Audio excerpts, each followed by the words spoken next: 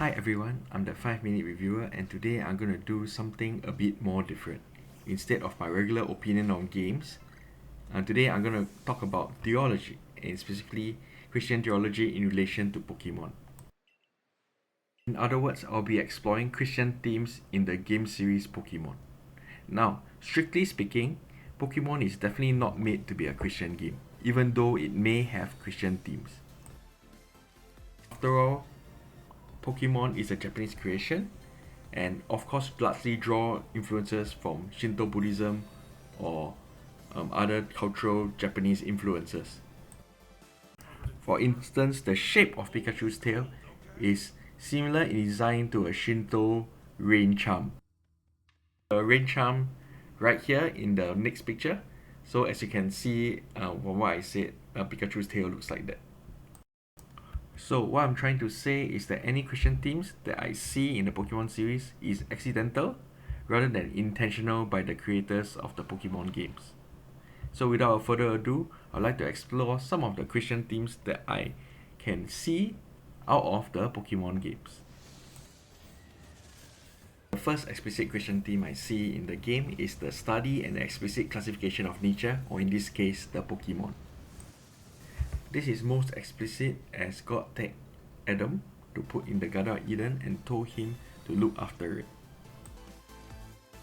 One of the first things that Adam did was to name and classify the animals that were around him.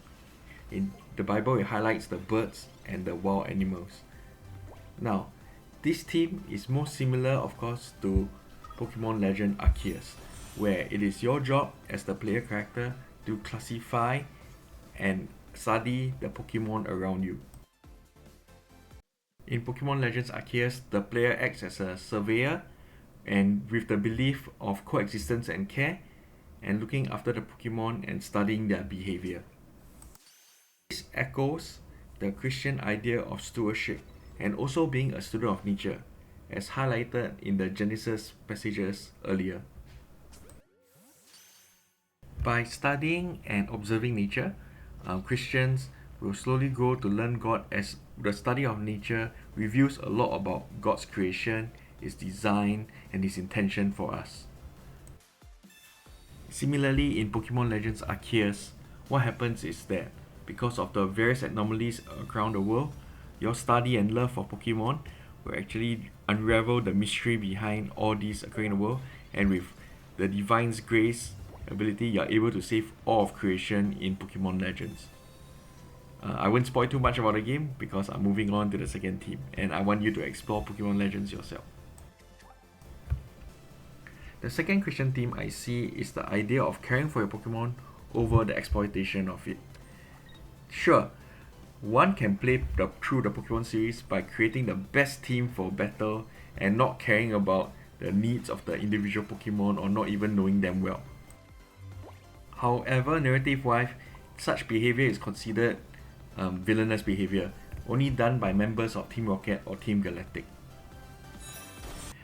This Christian theme is best highlighted during the Detective Pikachu series, in which the game emphasized the bond and the care and respect that Pikachu has with the Goodman family.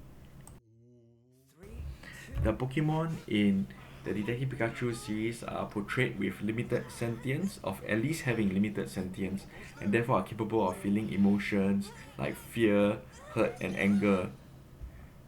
And therefore, exploitation of the Pokemon or any behavior that abuses the Pokemon is frowned upon during the Detective Pikachu games.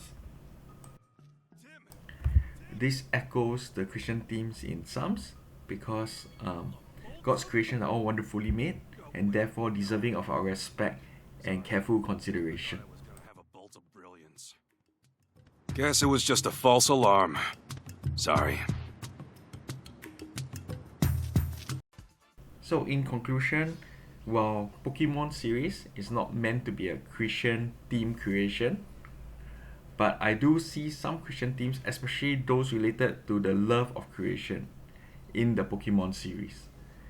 So with that, I'd like to conclude, and everyone, whether you agree, disagree, let me know in the comments, and most importantly, have a nice day and a good week ahead. Take care, everyone.